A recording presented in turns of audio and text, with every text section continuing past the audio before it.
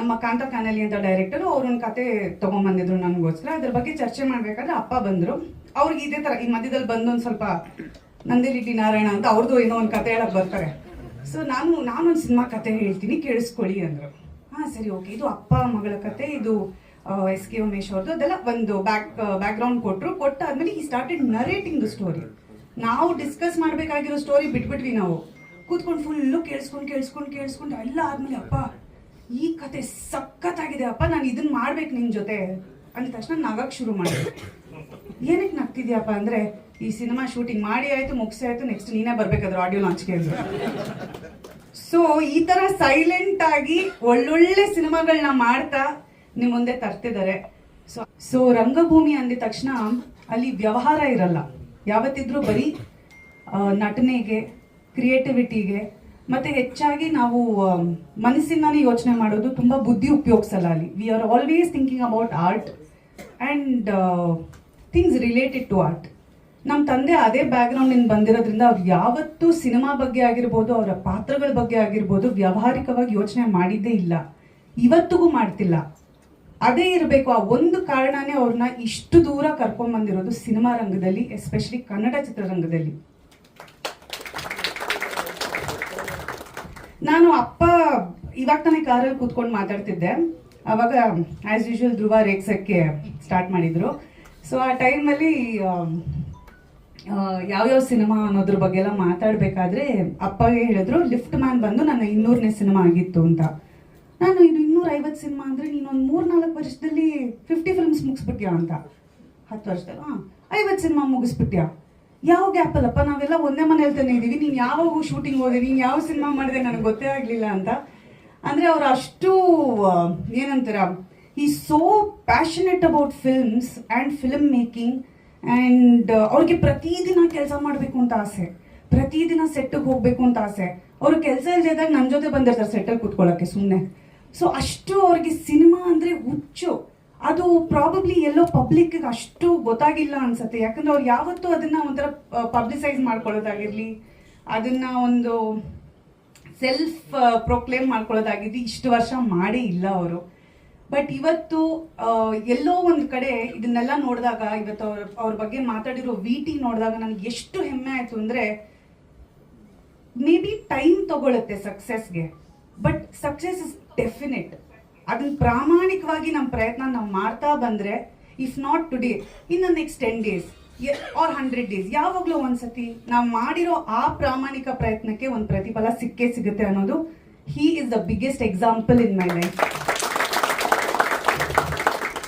ನಾನು ಎಲ್ಲ ಕಡೆ ಹೇಳ್ತಿದ್ದೆ ನಮ್ಮಮ್ಮ ಇನ್ಸ್ಪಿರೇಷನ್ ಅಂತ, ಇವತ್ತು ಚೇಂಜ್ ಮಾಡ್ತಾ ಇದ್ದೀನಿ. ಇದ್ಮೇಲಿಂದ ನಮ್ಮ ಅಪ್ಪನೇ ನನಗೆ ಇನ್ಸ್ಪಿರೇಷನ್.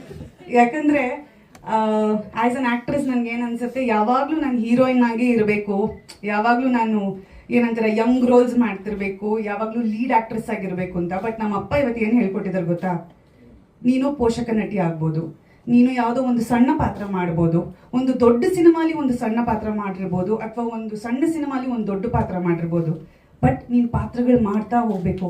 ಯಾವತ್ತೋ ಒಂದು ದಿನ ಈ ಥರ you will definitely be the lead actor. So ಇವತ್ತು ಹಿ 75 years old. ಅವರು ಸಿನಿಮಾ ರಂಗಕ್ಕೆ ಬಂದು 50 ವರ್ಷ ಆಯಿತು. 50 ವರ್ಷದ ನಂತರ ಇವತ್ತು ಚಲನಚಿತ್ರದಲ್ಲಿ ಅವರು he is the hero of his film. And that for me is achievement. So ಈ ಅಚೀವ್ಮೆಂಟ್ ನಾನು ಕೂಡ ಯಾವತ್ತೋ ನನ್ನ ಲೈಫಲ್ಲಿ ನಾನು ಮಾಡ್ತೀನಿ ಅಂತ ನನಗೆ ಒಂದು ಆಸೆ ಇದೆ. ಬಟ್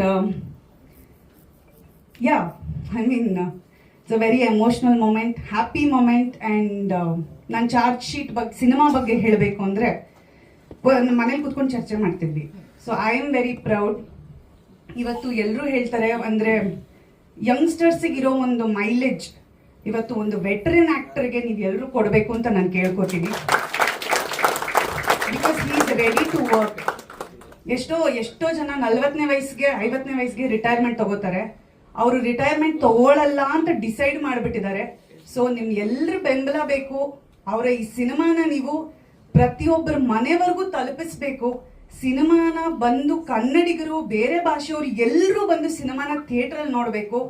ಅವ್ರನ್ನ ನಂಬಿ ಬಂಡವಾಳ ಹಾಕಿರೋ ಪ್ರೊಡ್ಯೂಸರ್ಸ್ಗೆ ಲಾಭ ಆಗಬೇಕು.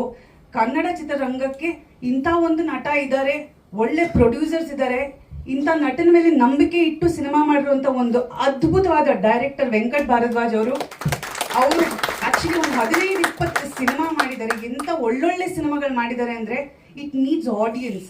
ಜನ ಬಂದು ನಮ್ಮಂಥವ್ರನ್ನ ಸಪೋರ್ಟ್ ಮಾಡಿ ಅವ್ರನ್ನ ಬೆಳೆಸಿ ಇವತ್ತು ಎಲ್ಲರೂ ಈ ರೀತಿ ಬೆಂಬಲ ತೋರಿಸ್ತಿರೋದು ಅವ್ರ ಸಿನಿಮಾ ರಿಲೀಸ್ ಆಗೋವರೆಗೂ ನಿಮ್ಮ ಬೆಂಬಲ ತೋರಿಸಿ ಅಂತ ನಾನು ಕೇಳ್ಕೊತೀನಿ. Thank you so much. Thank you so much ma'am, thank you so much. Actually ಹೌದು, ನಾನು ಮರ್ತು ಬಿಟ್ಟೆ. ನಿನ್ನೆ ತಾನೇ ಫಾದರ್ಸ್ ಡೇ, ನೆನ್ನೆನೂ ಮರ್ತಿದ್ದೆ ನಾನು. ಸೊ ಹ್ಯಾಪಿ ಫಾದರ್ಸ್ ಡೇ ಪಾ. ಐ ಥಿಂಕ್ ನಾನೇನೋ ಗಿಫ್ಟ್ ಕೊಟ್ಟಿಲ್ಲ, ಬಟ್ ನಿನ್ನ ಟೀಮ್ ನಿನಗಿಂತ ಒಳ್ಳೆ ಗಿಫ್ಟ್ ಕೊಟ್ಟಿದ್ದಾರೆ. You are the best father, you are my inspiration. ಇವತ್ತು ನಿಜ ಹೇಳಬೇಕು ಅಂದರೆ ನನ್ನ ಬಿಗ್ಗೆಸ್ಟ್ ಫ್ಯಾನ್ ಅಂದರೆ ನಮ್ಮ ಅಪ್ಪನೇ. ನಾನು ಒಂದು ಡಬ್ಬಾ ಸಿನಿಮಾ ಮಾಡಿದ್ರು ಅದನ್ನ ಸಾಕಾದಾಗ ಮಾಡಿದ್ದೆ, ಅದು 100 days ಅಂತ ಹೇಳೋದು ನಮ್ಮ ಅಪ್ಪನೇ. ಸೊ ನಾನು ಕೆಟ್ಟದಾಗ ಆಕ್ಟಿಂಗ್ ಮಾಡಿದ್ರು, ಅಯ್ಯೋ ನಿನಗೆ ಇದಕ್ಕೆ ನ್ಯಾಷನಲ್ ಅವಾರ್ಡ್ ಬರುತ್ತೆ ಅಂತ ಹೇಳಿರೋದು ನಮ್ಮ ಅಪ್ಪನೇ. ಸೊ ಇವತ್ತು ನನ್ನ ಎಲ್ಲ ಫಾಲ್ಟ್ಸ್ನ ಅವರು ಪಾಸಿಟಿವ್ ಆಗಿ ತಗೊಂಡು ನನ್ನನ್ನು ಯಾವತ್ತೂ ಏನಂತೀರ, ನನ್ನನ್ನು he's never put me down. He's always lifted me, carried me with love, shown me what life is. He is the one who's made me strong today. So ಅವ್ರಿಗೆ he requires this support. Happy Father's Day.